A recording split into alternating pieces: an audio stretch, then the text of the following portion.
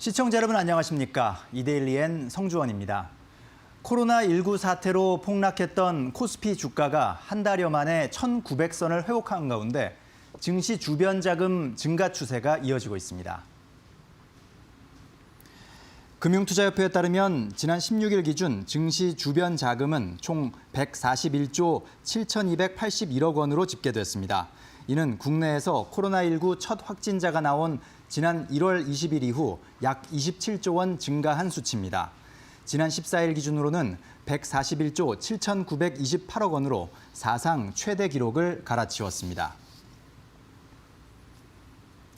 우리 주식시장의 반등 흐름 속에서도 증권 업종의 상승률은 상대적으로 저조했습니다. 한국거래소에 따르면 코스피 산업별 지수 22개 가운데 이번 달 상승률이 가장 낮았던 지수는 증권 업종입니다. 지난 2월 말 대비 코스피가 9.2% 상승한 가운데 증권 업종 지수는 같은 기간 4.4% 오르는 데 그쳤습니다. 이 같은 결과는 코로나19가 기업금융, 자기자본 투자, 채권 관련 수익 등 증권사의 전 사업 부문에 걸쳐 영향을 미친 데다 증권사들의 유동성 위기 우려가 지속해서 제기된 데 따른 것으로 풀이됩니다. 다만 한국은행이 다음 달 4일부터 시행하는 금융안정 특별대출 제도로 증권사의 단기 조달금리 안정 등 유동성 관련 우려는 점차 축소될 전망입니다. 올해 국내 건설 투자가 3%가량 줄어들고 건설 부실 기업도 급증할 것이라는 분석이 제기됐습니다. 대한건설정책연구원 보고서에 따르면 코로나19로 인한 불확실성 증가로 올해 건설 투자가 지난해보다 3%가량 감소할 것으로 내다봤습니다. 정부가 경기 침체를 최소화하기 위해 공공건설 투자를 늘릴 것으로 예상하지만 건설 산업 내 비중이 큰 민간 투자 감소 폭이 커 전반적인 건설 투자 감소가 나타난다는 겁니다.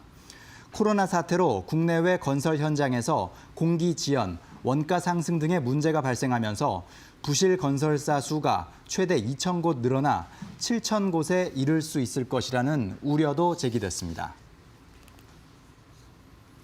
코로나19로 인한 대형 실업을 막기 위해 공격적 대책이 필요하다는 주장이 나왔습니다. 전국경제인연합회 산하 한국경제연구원은 고용노동부에 대량 실업 방지를 위한 10대 고용정책 과제를 건의했다고 밝혔습니다. 한경연은 코로나19로 한국 경제 성장률이 6.7% 감소하는 최악의 시나리오에서 국내 신규 실업자가 최대 33만 3천 명 발생할 것으로 전망했습니다.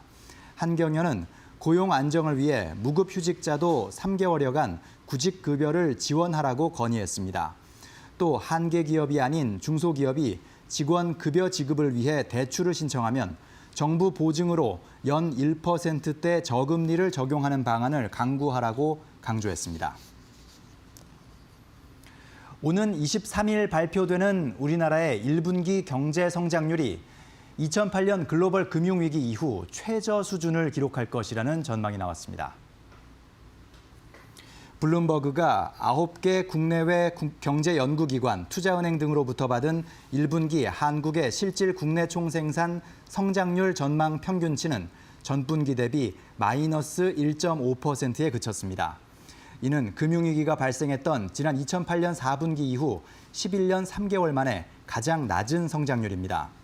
경제 전문가들은 코로나19가 선진국으로 확산한 2분기부터 수출 감소세가 본격적으로 반영될 수 있다며 1분기 지표보다 2분기 이후 경기 부진을 더 걱정해야 하는 시점이라고 지적했습니다.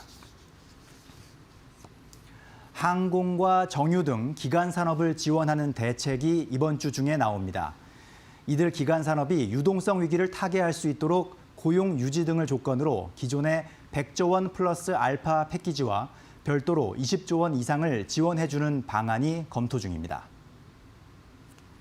정부에 따르면 이번 주 문재인 대통령이 주재하는 제5차 비상경제대책회의에서 이 같은 기간산업 대책 방안이 논의될 예정입니다. 지원 방안으로는 이들 기업의 회사채를 산업은행이나 수출입은행의 자본 확충 등을 통해 보증, 매입해주는 방안이 논의되고 있습니다. 다만 정부 지급 보증은 국회 동의가 필요한 만큼 당정 협의와 비상경제회의 등을 거쳐 확정될 것으로 보입니다. 지금까지 이데일리엔 성주원이었습니다. 이어서 간추린 소식 전해드리겠습니다.